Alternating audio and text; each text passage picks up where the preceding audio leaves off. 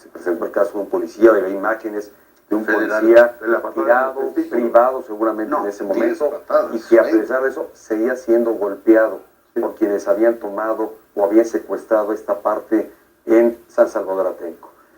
No fue una decisión tomada de mecha corta, y evidentemente nunca he dejado de asumir responsabilidad frente a una decisión tomada para hacer uso legítimo de la fuerza pública que tiene el Estado mexicano, que además la Suprema Corte avaló el hecho de que el Estado tiene la facultad legítima de emplear a la fuerza pública. Debo decir que lo que pudo haber pasado en Atenco pudo haber sido similar al linchamiento que vimos en Tláhuac, donde policías fueron linchados. Ese es el escenario que se estaba presentando. No fue una decisión tomada a la ligera, fue una decisión bien pensada, planeada, en coordinación con el gobierno federal.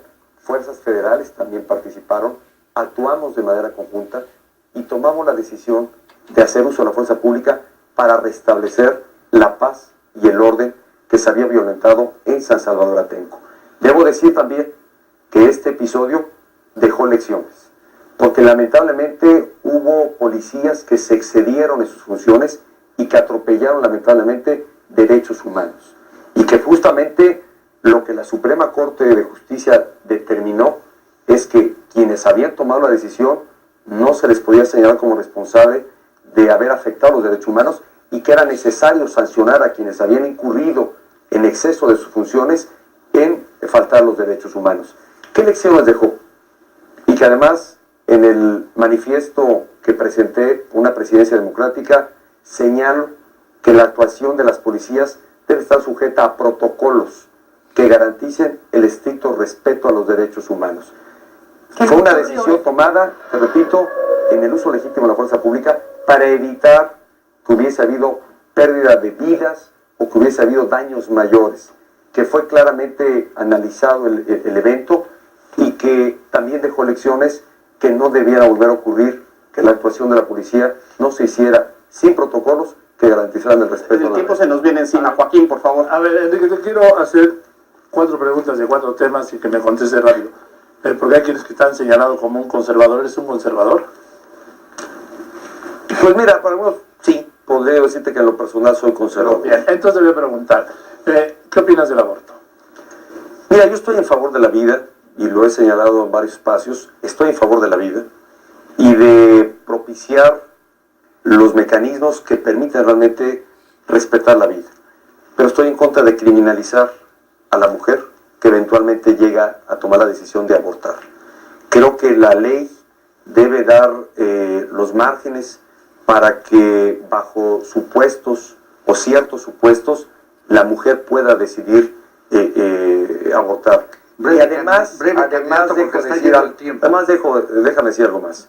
Creo que también he señalado que más allá de lo que es mi posición personal en favor de la vida, es claro que quien aspira a tener una responsabilidad de Estado y de jefatura de Estado tiene que gobernar mirando las libertades del pueblo de México y de cada lugar. Por eso he señalado que la facultad de legislar sobre este tema compete a cada legislatura de cada entidad del país. Bien. Porque evidentemente debe... Vamos a tratar de hacer las respuestas más rápidas. Perdón, matrimonios entre personas del mismo sexo.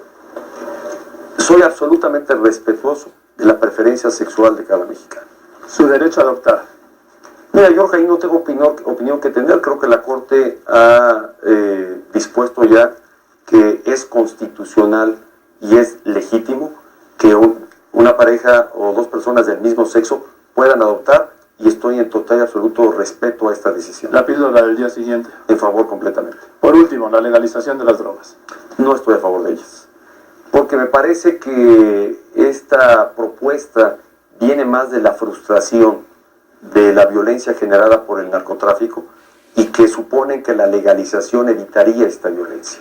Yo estoy convencido, déjame más concluir, que la eventual legalización podría tener efectos más nocivos en la salud de la población. Sin embargo, también estoy en favor de un debate amplio sobre este tema, y que no puede ser una decisión solo del Estado mexicano la que eventualmente pudiera dar otro contexto, otro orden o eventual mediana legalización a este tema. Yo no estoy en favor, no estoy convencido de los beneficios, pero creo que debe abrirse un debate en el contexto internacional por si eventualmente otra debiera ser la política que se siguiera contra el narcotráfico. Es claro que a más de 50 años de haberse declarado la guerra contra el narcotráfico, hoy tienes mayor consumo de drogas, tienes mayor producción de drogas, tienes más violencia, de tal suerte que debe haber un replanteamiento de la política que se siga en esta materia. A ver, temas de políticas públicas son fáciles porque son de sí o no.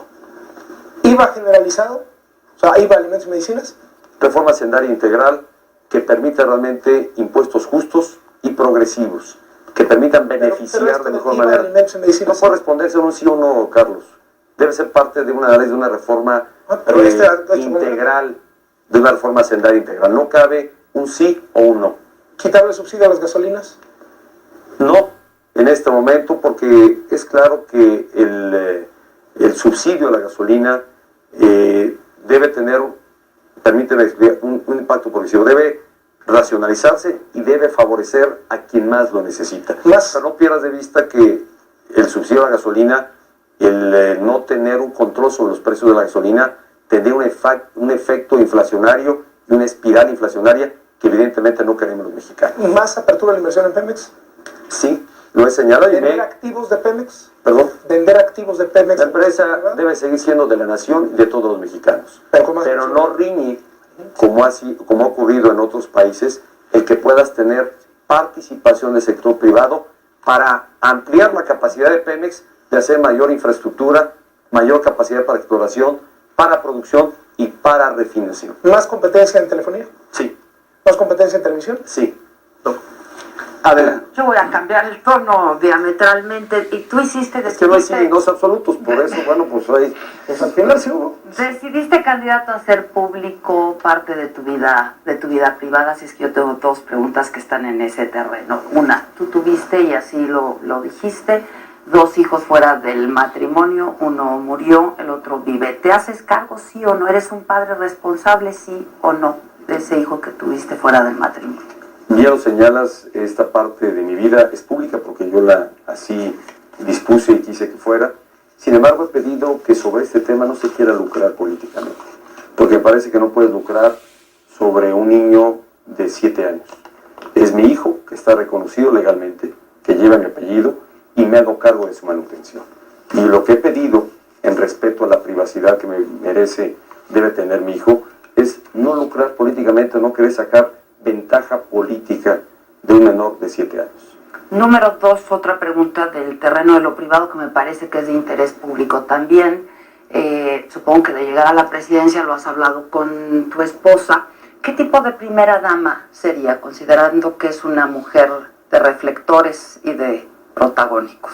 Pues mira, Adela, para fortuna yo creo que hay historia en mi relación que tengo con mi esposa, una espléndida relación matrimonial, pero que también ella ha actuado con gran respeto a la responsabilidad pública que no solo aspiro ahora, sino la que tuve como gobernador. Mi esposa, que me ha acompañado durante varios años, primero una relación de pareja y después como esposos, pues creo que tuvo una participación muy prudente, muy cuidada y muy moderada como primera dama que lo fue del Estado de México, y por igual deberá seguirlo siendo. Tú me hiciste esta pregunta, Denise, cuando nos acompañó me favor de acompañar en una gira, y le preguntaste a ella, y ella claramente señaló: participaré donde, de llegar a la presidencia de la República, el presidente me diga, y creo que ella ha señalado que siempre en la mejor disposición de participar, pero en la debida prudencia, en el debido cuidado, y en actividades que evidentemente pues sean las que históricamente ha tenido quien es la primera dama, o quien es la esposa del presidente. Carlos Marín. Sí, candidato. Yo no sé si, a propósito del síndrome del Mesías y eso que no solo usted creo que medio padece, con esto del decálogo, haya otro síndrome y quizás se generó en la Feria Internacional del Libro de Guadalajara, porque al menos que yo sepa no conozco una propuesta cultural. Ya oí de educación, pero ¿qué con la cultura? Carlos, creo que he señalado también puntualmente cuál es la meta que en esta asignatura persigo, que es una mayor democratización de nuestra cultura, propiciar mayores espacios de acceso a la cultura a toda la población, propiciar que la cultura sea una generadora de riqueza para el país. Es que sobre lo mismo, no sé, me parece, si no es así, uno desconoce casi todo y yo pienso que ustedes conocen muchas cosas, aunque deben saber más de las que yo estoy enterado. Pero creo que vale la pena que vea usted lo que se ha hecho en materia de cultura, en la responsabilidad que tiene, por ejemplo, con Aculta. Es inaudito lo exitoso que ha resultado, por ejemplo, aquí en la Plaza de la Ciudadela, o la transformación de la Cineteca, o la Audioteca, etcétera, y como los gobiernos, particularmente con el PRI, lo aprendimos, que cada 6 años era borrón y cuenta nueva.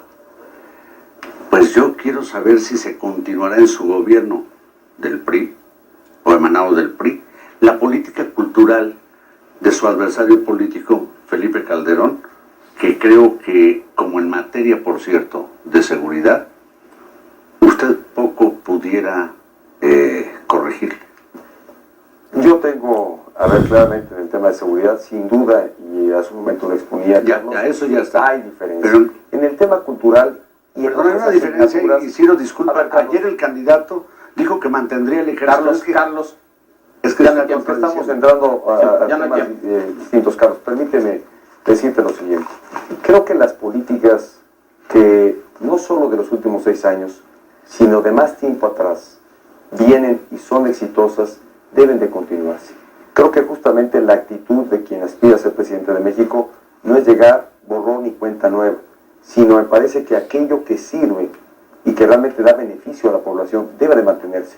Te doy otro ejemplo. Programa de oportunidades, que se han valido los adversarios de señalar que de llegar a la presidencia del PRI, este programa había de desaparecer. Este programa se creó hace 15 años. Este programa se creó bajo otro nombre en los gobiernos priistas. Y me he comprometido que es un instrumento justamente para combatir lo que debe hoy señalar estos últimos años de los gobiernos de la alternancia. Hoy tenemos a 12 millones más de mexicanos en condición de pobreza. Y tenemos que abatir los niveles de pobreza.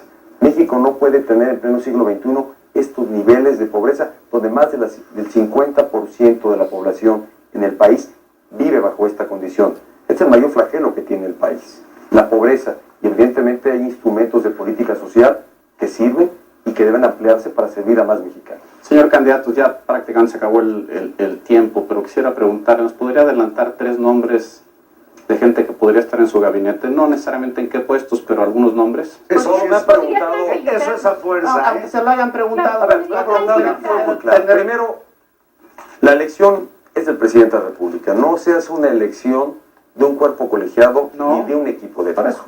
Es una elección de una persona. El titular del Ejecutivo Federal es unipersonal. En este caso, si y es usted el presidente ganara, de la República. usted. Está muy claro que en el documento, en este manifiesto por la presidencia democrática, señalo manifiesto del Partido Pero no Comunista. mencionan en ese documento siglo 3 XIX. nombres, nada más de señalo los nombres. perfiles, señalo perfiles. Del Que nuevo será de gente de prestigio personal, de probada capacidad, con trayectoria y que realmente me den el mínimo de garantía de que con ellos podré cumplir y asegurar el cumplimiento de los compromisos que vengo haciendo. No me O quiere, sea, no me- a ver, no me quiere dar, A ver, no me quiere- en no me pocas quiere dar palabras, 3 Polo, nombres, pero déjame no que le- estoy haciendo campaña en los hombros de quienes mañana sean de parte del equipo. Bueno, pero déjame El decirle, agua en lo personal y asumo veo responsabilidad cerca de usted personal. a Luis Videgaray, le ve así cara como secretario de Hacienda, a lo mejor. Después del 1 de julio platicamos. David López, de jefe de la policía. Bueno, pues con eso concluimos el programa. Agradecemos sinceramente el que nos haya acompañado. gracias.